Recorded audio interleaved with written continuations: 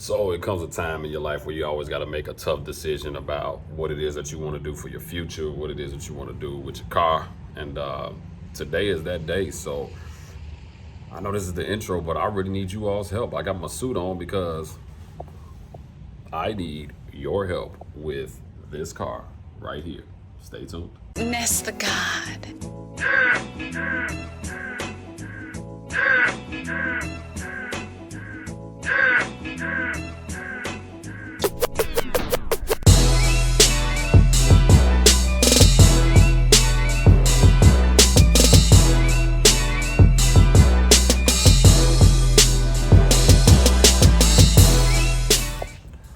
All right, what's happening, everybody? It is your boy Kendall Sean back with another episode from Blue Oval Media. If this is your first time on the channel, I just want to say welcome. I'm gonna give you a lot of information that you probably never heard of as it relates to this channel and things that we want to do, but I got some decisions to make. The crossroad that I've been at is kind of deciding what it is that I'm gonna do, not only just with this car, but with the channel as well. So I was trying to put together it was three options. I'm gonna go over the three options with you. The first option was to get another roller like this and do a 10R80 build and build it straight for the track. Now, as amazing as that sound, as I started adding up all of the costs and the things of that nature and space, because I have to put a lift in here because I don't have enough space, I recognize that for today, I can somewhat do it, but I don't want to be broke doing it. You know what I mean? So, and that's the thing when you're trying to do these YouTube channels and things of that nature. Don't want to be broke doing that, all right? So option two was to take this car to the track.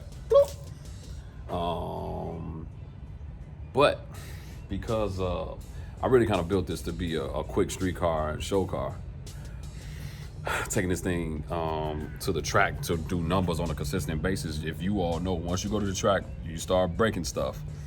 You know, it's gonna get very expensive as well. And so I got a few things that I still need to do to this, and this is where I kind of need you all's help. So I kind of opted out of that. Then we talked about taking out the motor and trans out of here, finding a 03 Cobra roller, and taking the motor and trans in here, put it in an 03 Cobra roller, sell it, take that money, and put something else in here.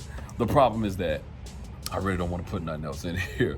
I built this car to be different, to do the Terminator swap, and so yeah, so I'm stuck at that. Now, I'm gonna show you all a clip because you all saw not too long ago with this car. I did a pull on a dyno. Now, there's a few reasons why my numbers were the way they were, but I did a pull on a dyno. Let me first start off by showing you the original pull that I had from this swap in here with the Gen 5 Whipple. Let me show you this right here.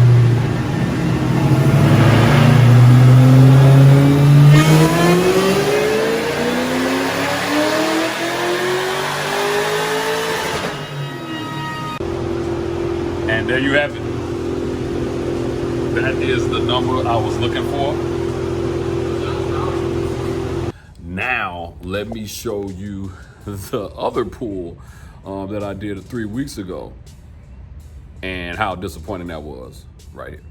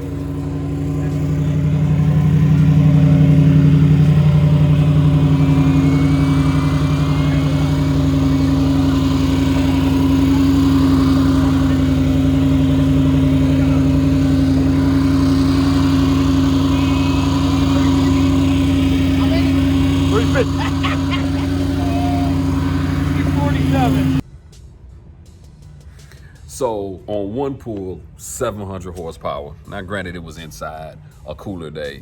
The car wasn't running. I didn't drive the car there that day. It was there the day before. But then another run, it was like 646 horsepower. Now, I'm going to be honest with you. A lot of you guys were very encouraging because you were like, hey man, this is just part of it. You know, dyno numbers are gonna be different everywhere. And I kind of knew that, but I just didn't really expect it to be that low. So now what I'm doing is taking into consideration that, and I want to be consistent, whether it's hot or whatever. I want to be consistent in the 7s and possibly 8s, 800 horsepower, 700 to 800 horsepower range. So what we are considering doing is going E85 with this car. Right now I'm going on 93, but we're considering going E85 on this car. Now here's the reason why I need your help. Part of the reason why I need your help is because I need to figure out which way to go E85. So you all can know, if this is your first time to the channel, so you all can know, I have a Hellcat fuel pump inside of the tank right now, running on 93 with 80-pound injectors. That's not gonna cut it for E85. And so I've been looking up behind bars race cars. I've been looking up getting one of their tanks with a 750 pump. That'd be good up to 2,000 horsepower. So I kind of want to overdo it so I don't have to keep doing stuff over and over again, depending on how I want to upgrade. But then I got to run PTFE lines. So let's talk about that. So with running PTFE lines, that means that all of my lines in the car have to be changed out. So everything in here, I gotta switch over again. All right. And then I'm a little nervous about how far I can actually go, because the Terminator motor, the block is stock. Now, it only had 200 miles on it, so it's technically a brand new motor, but it's still a stock block. And so there are just a few things that have to be changed in order to make that happen. So my question to you all, have you done the conversion from 93 to E85? I'll be honest with you. I gotta get injectors. Now I need to figure out which injectors to get. Yeah, I know the ID 1050s, the ID 1300s, and the ID whatever. But man, those injectors cost as much as another car. All right. So with that being said, you know, I've been considering doing Bosch 210 injectors. So I kind of need to know how that works. And then, you know, I never wanted to go E85 because of all of the problems that you E85 guys have. Now, maybe it's just me, but granted, I don't need to have a whole lot of miles per gallon. But a lot of the problems that you E85 guys have really concern me. So with that being said, some of the concerns are, like a buddy of mine, man, has to constantly take out the injectors and clean them. If you all ain't seen my setup, that ain't the easiest thing to do with a Gen 5 Whipple 3.0. Like, taking that supercharger off is probably a thing I will only do once a year towards the end of the year.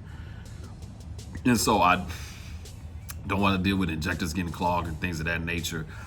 And then do the Bosch 210 injectors work well enough? I know the ID 1050s and all of that are the everything as it relates to injectors, but like I said, the cost. And so is there something, I'm not trying to necessarily be cheap, but is there something that may be comparable? Because I'm not trying to go to 1,500 horsepower on this car. This is a car that is going to be street driven, show driven. I don't have traction now with the 700 horsepower that I have. So obviously going even further, I'm still not gonna have it. And so what do you all, or what have you all used? Now I really need you all that actually have done it. You know, some people want to get their opinion and they ain't never did it. Like, if you are using these injectors now, tell me what it is that you used, so it can make me figure this thing out or whatever, with the PTFE lines and everything. And then last but not least is the problem that I've been having since day one. So then the last and final issue is that I need a tune, man. And I just got to get somebody that's going to be able to do this tune and it just not be any problems. I just don't, you know, some things I just choose not to talk about on the channel, but some of the issues that I have been through as it relates to getting tunes, and you know, like I feel like I'm a paying customer. I feel like I'm an understanding customer, but man, some of these tuners out here, man, like, and I'm just gonna leave it at that. Like I said, the level of service that I have dealt with over the last 3 years, I've had some people that have been amazing, and then I've had some people that haven't been so amazing. And so I need a tune. I need a tune now, just off of what I have now. And so I would prefer to do a 93 octane tune, and I would prefer to do an E85 tune.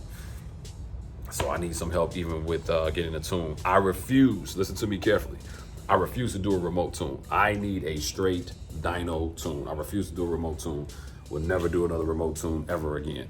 I'm having idle problems with this car. The car will sit at a light after so long and then boom, jump up to 2,000 RPM. And it is annoying. And we've tried to rectify it and they don't have an answer. So I'm just gonna leave it at that. And yeah, so this is where I'm at, man. We possibly gonna make the E85 transition on this car, and maybe in 2021, the end of 2021 or whatever, because this car has to go back to paint for just one side because I didn't finish it. There's just a whole bunch of other things that have to go to this car, and I'm not trying to build my channel around just this car alone, but it's just a whole bunch of things. And then I need to raise it because these Mickey Thompsons are a little bit scratched up, and I'll show you that real quick.